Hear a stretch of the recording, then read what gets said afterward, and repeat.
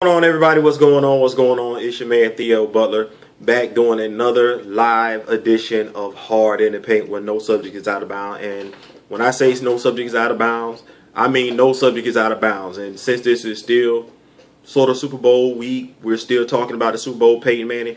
We're going to go hard in the paint on Peyton Manning's legacy as a quarterback. Let's go.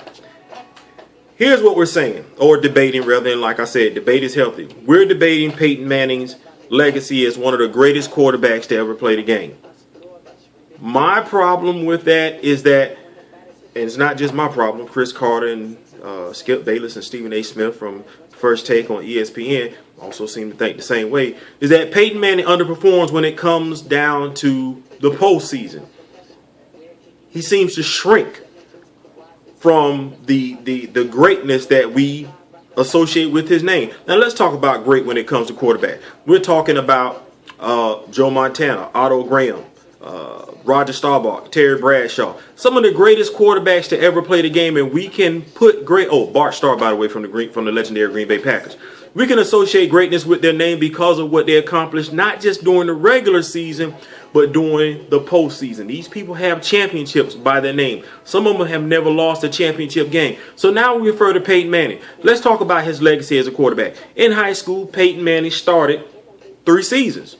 Never won a state championship. Set all types of records. I did some research here. According to what I found out, he was named the Gatorade Circle of Champions National Player of the Year and Columbus Touchdown National Offensive Player of the Year in 1993. That's all fine, well, and dandy, but he never won a state championship in high school.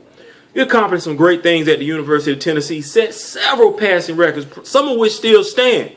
He even played in a national championship game. He never won a national championship. To be honest with you, he never even beat the University of Florida. Aaron Murray from the University of Georgia has done that.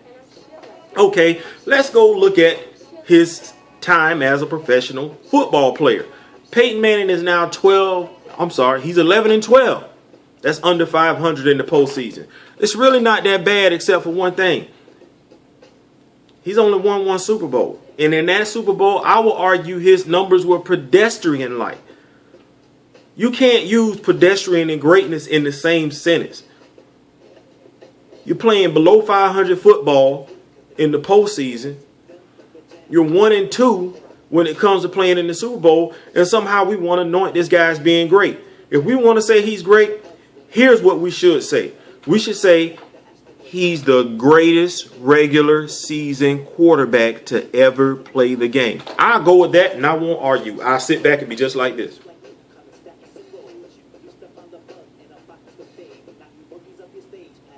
But if we're going to say great, period, I'm going to debate that topic with you, and trying to be a regular guy who watches from TV from his sofa, I just debate it with you. But if I got to go to the stat book and pull it out, I have tons of stats to say I'm right.